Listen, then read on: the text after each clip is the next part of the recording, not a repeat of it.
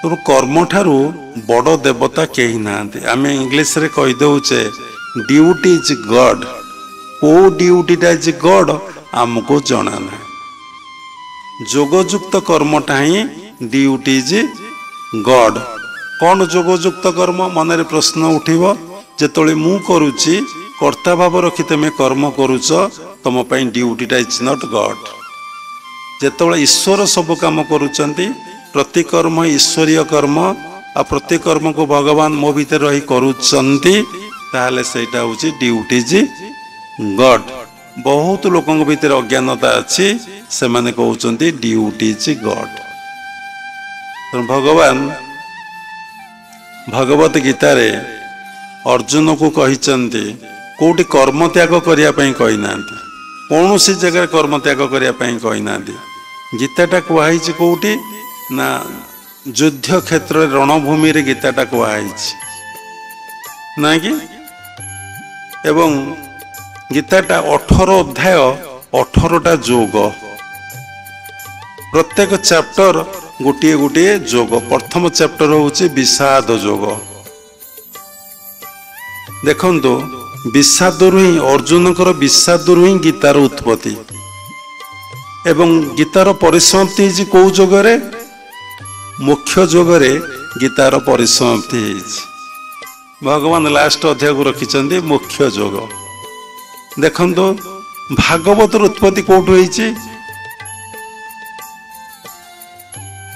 ବିଷାଦରୁ। ବ୍ୟାସଦେବ ବସି ଭାବୁଛନ୍ତି ବିଷାଦଗ୍ରସ୍ତରେ, ପ୍ରଭୁ କେମିତି କଳିଯୁଗ ଆସିବ, ଦ୍ୱାପର ଯୁଗର ଅନ୍ତ ସମୟ, କଳିଯୁଗ ଲୋକମାନେ କାମିନୀ କାଞ୍ଚନ ଆସକ୍ତରେ ବୁଡ଼ି ରହିବେ, ସଂସାର ଲୋଭ ମୋହ ଆକର୍ଷଣ ତୀବ୍ର ମାତ୍ରାରେ ବୃଦ୍ଧି ପାଇବ, ଲୋକମାନେ ଧର୍ମ ପ୍ରତି ବିମୁଖ ହେବେ, ଈଶ୍ୱରଙ୍କ ପ୍ରତି ବିମୁଖ ହେବେ, ସଂସାର ଆସକ୍ତ ସଂସାର ଚିନ୍ତାରେ ବୁଡ଼ି ରହିବେ। ତେଣୁ ଏ ବେଦ, ବେଦାନ୍ତ, ଉପନିଷଦ, ବ୍ରହ୍ମସୂତ୍ର, ଅଷ୍ଟାଦଶ ପୁରାଣ ଆଉ କିଏ ପଢ଼ିବ? ଏଇ ବିଷାଦରେ, ଏଇ ଚିନ୍ତାରେ ବସିଛନ୍ତି। ନାରଦ ଆସି ତାଙ୍କୁ କହିଲେ, ସେ ଭାଗବତ ରଚନା କଲେ। ଦେଖନ୍ତୁ, ଭାଗବତର ଉତ୍ପତ୍ତି ବ୍ୟାସଙ୍କ ବିଷାଦରୁ। ପୁଣି ଦେଖନ୍ତୁ, ପୁଣି ଶୁକଦେବ ତାକୁ ପ୍ରଚାର କଲେ, ପରୀକ୍ଷିତକୁ କହିଲେ।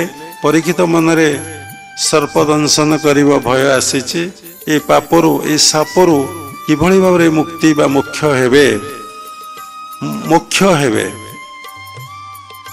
ସେଥିଲାଗି ସେ ସମସ୍ତଙ୍କ ଦ୍ୱାରସ୍ଥ ହେଇଛନ୍ତି।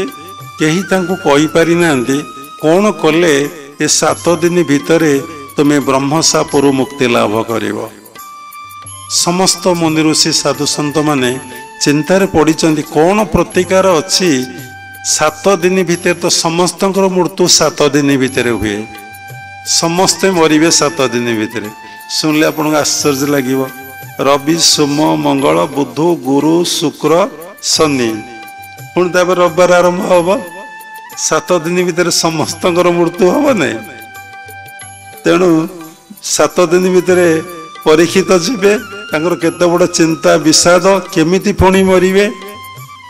ତେଣୁ ଶୁକଦେବଙ୍କୁ ପଚାରିଛନ୍ତି। ଶୁକଦେବ ତାଙ୍କୁ କହିଛନ୍ତି କ'ଣ ନା, ଭାଗବତ 7 ଦିନ ଭିତରେ ସେ ଭାଗବତକୁ ସାରିଛନ୍ତି। 18,000 ଶ୍ଲୋକ। ବ୍ୟାସଦେବ କୃତ୍ୟ ଭାଗବତ ହେଉଛି 18,000 ଶ୍ଲୋକ। ତେଣୁ ତାକୁ ଜଗନ୍ନାଥ ଦାସ ତାଙ୍କ ମାଙ୍କ ପାଇଁ, ମା ସଂସ୍କୃତି ବୁଝିପାରୁନଥିଲେ, ଠିକ ଭାବରେ ଦକ୍ଷିଣା ବ୍ରାହ୍ମଣ ମାନଙ୍କୁ ଦେଇପାରୁନଥିଲେ ବୋଲି ସେ କ'ଣ କଲେ ନା, ଓଡ଼ିଆରେ, ଜଗନ୍ନାଥ ଦାସ ବି ବ୍ରାହ୍ମଣ ଥିଲେ, ଓଡ଼ିଆରେ 12ଟା ସ୍କନ୍ଦ 342 ଅଧ୍ୟାୟ ତାକୁ କଲେ। ଦେଖନ୍ତୁ, କୋଉଠି ସୃଷ୍ଟି ହେଇଛି ନା, ସେଇ ବିଷାଦରୁ ଭାଗବତ ସୃଷ୍ଟି। ଚଣ୍ଡୀର ଉତ୍ପତ୍ତି କୋଉଠି ନା, ସେଇ ବିଷାଦରୁ। କିଏ କିଏ ଜଙ୍ଗଲକୁ ଶାରଦା ବାଜାଇଥିଲେ? ସମାଧି ନାମ ବୈଶ୍ୟ ରାଜା ସୁରଥ, ସେ ଯାଇଥିଲେ।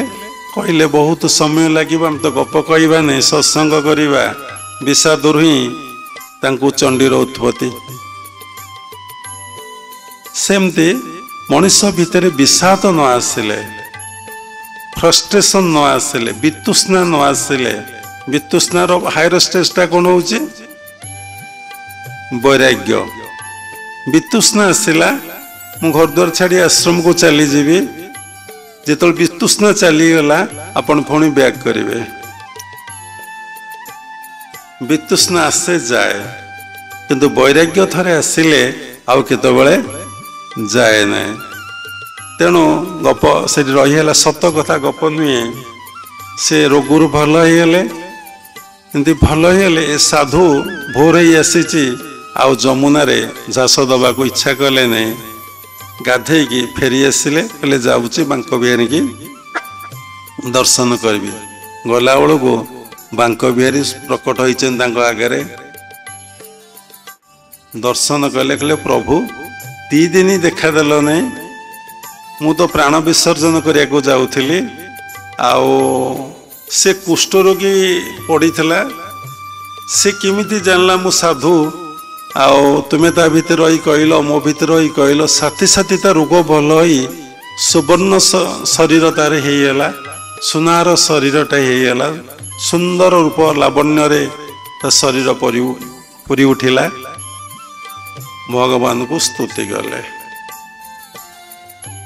आखिर धार धार लोतक निग्रत होची भगवान स्तुति कले शून्यवाणी है तू केबे जीवन रे किछि मागी नथलो तू निष्काम भक्ति करुथलो तेणु तोर भक्तिर एते परिपक्वता आसला जे मु तो पाखरे ऋणी हो जाइथिली कारण भक्त भगवान भक्तर अधीन तेणु मु चाहूली तो द्वारा किसी काम हवा तेणु तेते देखिले मते लाज लगुला केमती केमती लगुला मु तो तो पाखरे ऋणी तू तो किसी मागिनु मते खाली भक्ति करी भजन करी करी चलीचु तेते मु आ मुह देखई पारु नथिले मु सेति लगी लुचि जाउथिली तो पाए तो माध्यम रे मु गोटे काम कली जा हो किछिटा ऋण परिशोध हैला